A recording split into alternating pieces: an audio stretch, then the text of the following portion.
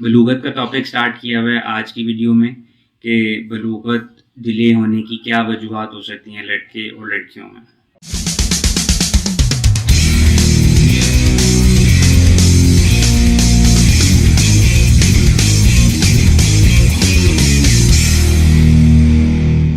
बिस्मिल्लाहिर्रहमानिर्रहीम, अस्सलाम वालेकुम रहमतुल्लाहि व बरकातुहू। एंडो टॉक बाय डॉक्टर अमान में आप सबको वेलकम।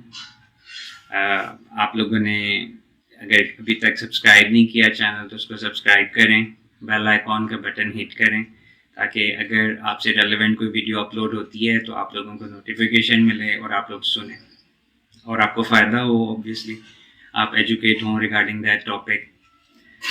जो कमेंट्स आप लोग करते हैं उन कमेंट्स को मैं रीड करता हूँ, तो मैं अपनी आने वाली वीडियोस में कोशिश करूँगा कि मैं उन कमेंट्स को एड्रेस करूँ जो मुझे रेलिवेंट क्वेश्चंस लगते हैं।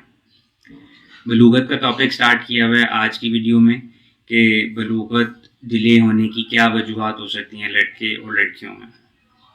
दो हार्मोन्स इम्पॉर्टेंट होते हैं जो कि आपकी बलूगत के लिए जो ज़रूरी होते हैं।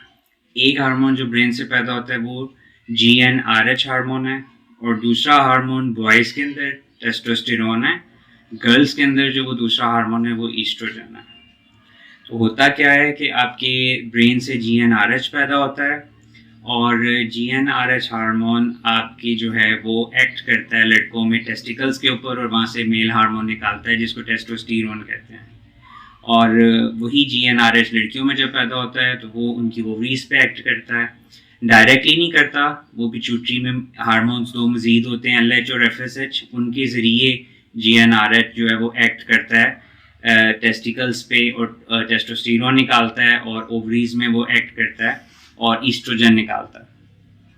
तो अगर नई नॉर्मल बलूगत आ रही तो डिफेक्ट हो सकता है या ब्रेन में कि ब्रेन से ही GnRH नहीं पैदा हो रहा, या ब्रेन के अंदर GnRH जो LH और FSH को निकलवाता है वो पिट्यूटरी ग्लैंड में कोई प्रॉब्लम आ गई है जहाँ से LH और FSH निकलते हैं तो वहाँ पे कोई प्रॉब्लम है। और तीसरा आपका आ जाता है कि डिफेक्ट या तो बॉयज़ के टेस्टिकल्स में या गर्ल्स की ओवरीज में जो हार्मोन नहीं पैदा हो रहा जिसने आगे सारा काम करना है और सारी चेंजेस पैदा करनी है। तो इस तरह अगर ब्रेन के अंदर मसला है तो दो लेवल्स पे ब्रेन में मसला, एक GnRH की प्रॉब्लम, दूसरी LH FSH की प्रॉब्लम। और अगर नीचे है तो वो या मेल्स में टेस्टोस्टेरोन टेस्टिकल्स की प्रॉब्लम या फीमेल्स में ओवरीज की प्रॉब्लम, सॉरी। तो इस तरह जो है वो आप दो हिस्सों में इसको डिवाइड कर सकते हैं। टेस्टिकल्स या ओवरीज में प्रॉब्लम हो सकती है, कुछ जेनेटिक डिजीजेज हैं जिनमें ये दोनों नकारा होते हैं, अपनी बलूगत की उम्र में काम नहीं करना शुरू करते। बॉयज़ में उस बीमारी को क्लाइनीफेल्टर सिंड्रोम हम कहते हैं और गर्ल्स में टर्नर सिंड्रोम उसको लेते हैं, उसमें भी ओवरीज फेल हो जाती हैं।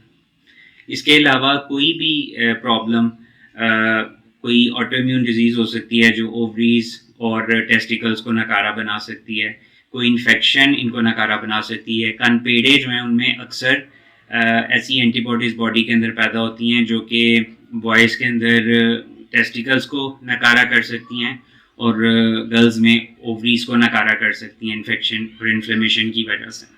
इसके अलावा कीमोथेरेपी या रेडियोथेरेपी अगर बच्चों को मिलती है बालिग होने से पहले तो भी आपके टेस्टिकल्स बॉयज़ के या ओवरीज गर्ल्स में जो नकारा हो सकती हैं।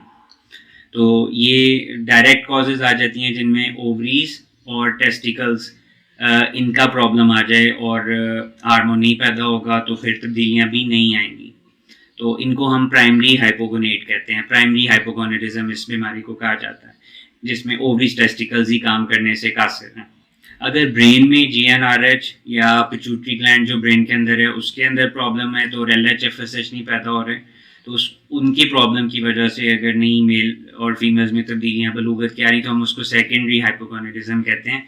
उसकी वजूहात में बहुत सी ट्यूमर्स हो सकते हैं, कोई भी ऐसी चीज़ जो ऊपर प्रेशर इफेक्ट दे रही है या अपने हुजम की वजह से उन एरियाज़ को डिस्ट्रॉय कर रही है तो वो आपको GnRH और LH FSH ही नहीं पैदा होगा तो वो नीचे जाके भी काम नहीं करेगा, टेस्टिकल्स और ओवरी से भी हार्मोन नहीं निकाल पाएगा।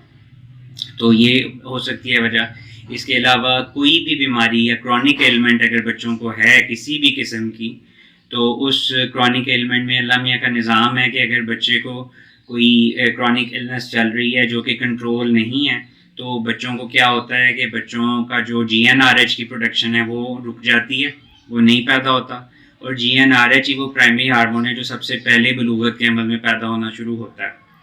तो क्रॉनिक इलनेसेस में बच्चों को अनकंट्रोल्ड अगर डायबिटीज़ चल रही है टाइप 1 या TB है या अनकंट्रोल्ड एस्थमा है या इन्फ्लेमेटरी बाउल डिजीज़ है, पेट बच्चों का ख़राब रहता है, कोई भी क्रॉनिक इलनेस जो है, अगर उनके अंदर थायराइड हार्मोन की कमी हो गई है या प्रोलैक्टिन हार्मोन की ज़्यादती हो गई है या कॉर्टिसोल हार्मोन की ज़्यादती हो गई है जिसको हम कुशिंग सिंड्रोम भी कहते हैं, तो इन सब में GnRH की प्रोडक्शन रुक जाती है और बच्चों की बलूगत जो है वो नहीं आती। इवन अगर स्टार्ट भी हुई थी तो वो रुक जाएगी बलूगत, अगर कोई भी अनकंट्रोल्ड बीमारी बच्चे को आ जाती है तो इसमें अगर आप मेन बीमारी को ठीक करते हैं तो आपकी जो बच्चे की बलूगत का अमल है वो खुद ब खुद ठीक होना शुरू हो जाता है। इसके अलावा आपका कुछ बीमारियां जेनेटिक होती हैं जिनमें बलूगत का अमल भी नहीं आता, बच्चों में IQ भी लो हो सकता है और इसके अलावा बच्चे जो हैं उनके अंदर मोटापा भी हो सकता है। वो खैर वो अलग हैं, वो हम एंडोक्रिनोलॉजिस्ट उसको एवेल्यूएट करते हैं। तो आज की वीडियो में मेन कॉजेज़ मैंने बता दी कि बलूगत का अमल किन किन वजूहात से जो है वो डिले हो सकता है, या ब्रेन में GnRH और LHFSH हार्मोन की प्रॉब्लम्स की वजह से, या आपके मेल्स में टेस्टिकल्स ना कर रहे हैं या फीमेल्स में ओवरीज ना कर रहे हैं। तो ये आपकी मेन वजूहात आ जाती हैं। इसलिए जैसे ही मेन आपका जो बच्चा है, लड़का या लड़की, बेटा या बेटी, वो अपनी एज को क्रॉस कर लेते हैं नॉर्मल बलूगत की, तो आपको फ़ौरन एंडोक्रिनोलॉजिस्ट से एवेल्यूएट करवा लेना चाहिए ताकि वक्त ज़ाया ना हो और कल को परेशानी का आपको सामना ना करना पड़े। इंशाल्लाह अगली वीडियो में आपसे मुलाकात होती है। अपना बहुत ख्याल रखें। अल्लाह हाफ़िज़।